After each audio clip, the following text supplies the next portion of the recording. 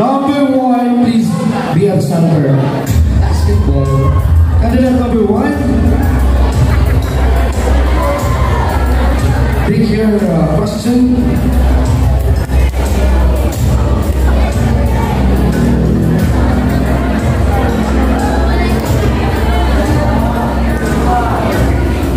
And your picture is picture number 2.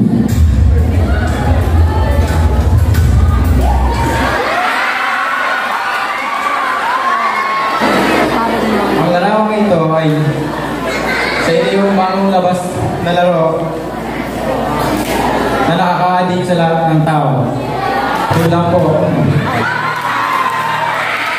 Thank you very much, candidate number 1. Candidate number 2. Pick your question or picture. And your picture is picture number 12.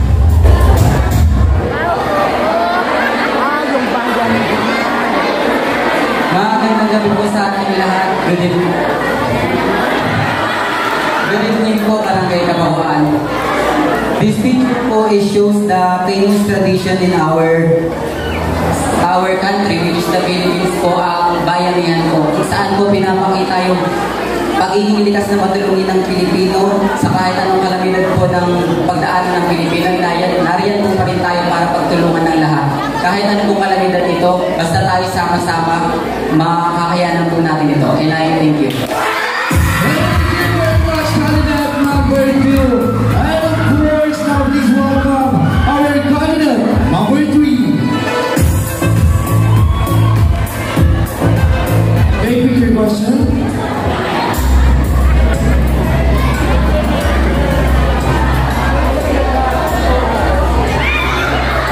The picture number 7.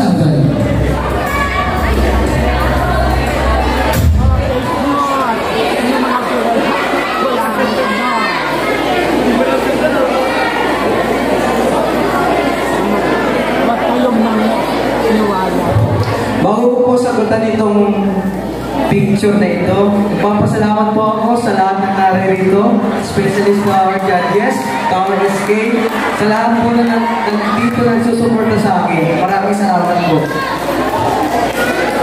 Based on the photo that I picked, and with the help of my bare mind, it shows the fake news. So, ano nga ba ang fake news? Ito ay maling impormasyon na natatanggap natin sa social media. Kadalasan sa social media.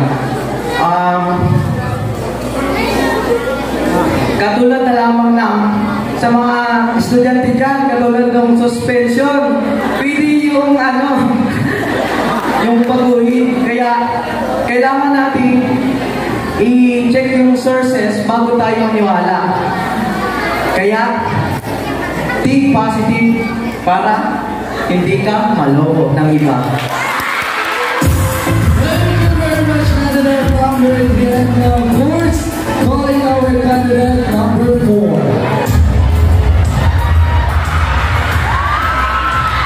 Pick your question.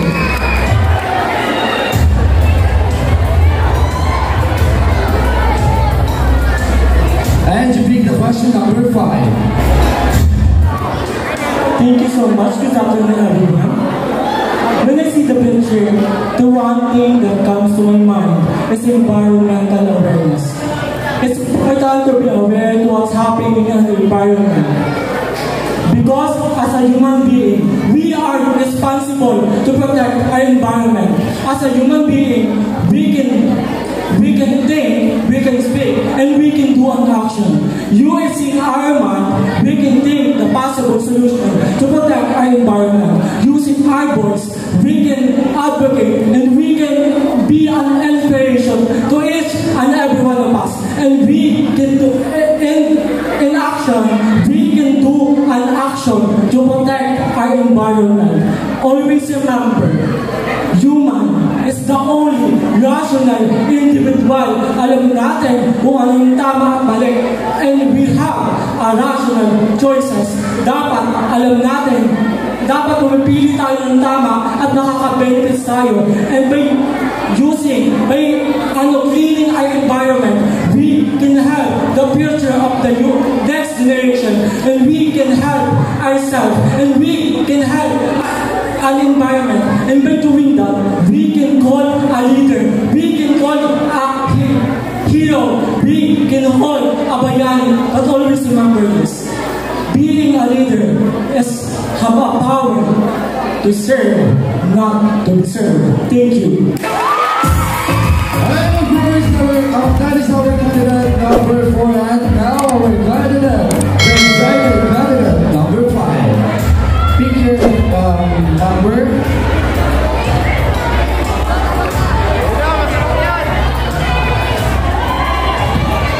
And you pick the question number 9.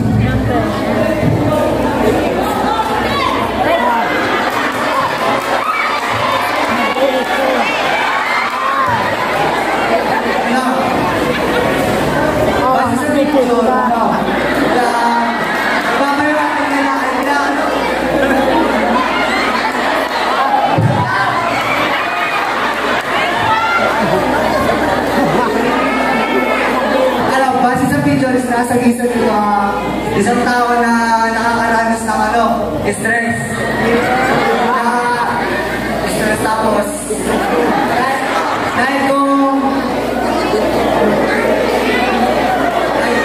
nakakaranas siya ng stress, kailangan niya ng kasama. Sa buhay dahil. Tapos.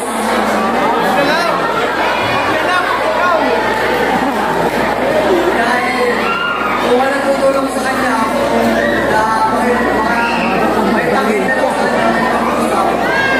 Pwede siyang may pagpakamatay, gano'n.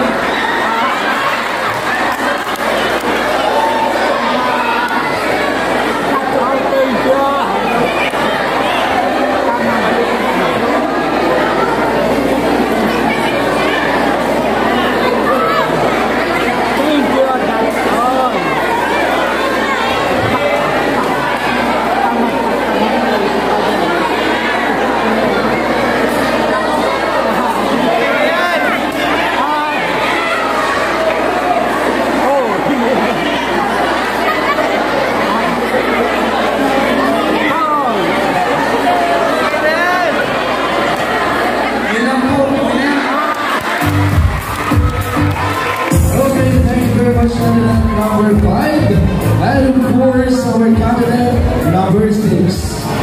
Pick the last number, and you pick the question number 8.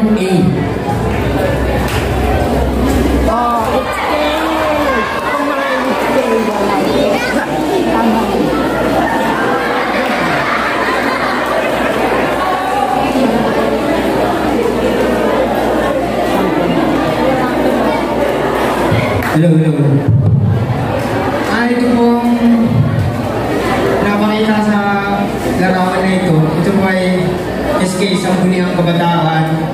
At ito po ay nagpapalaganap ng mga event, mga palaro, sa ating mga barangay. At higit pa sa lahat, ito po ay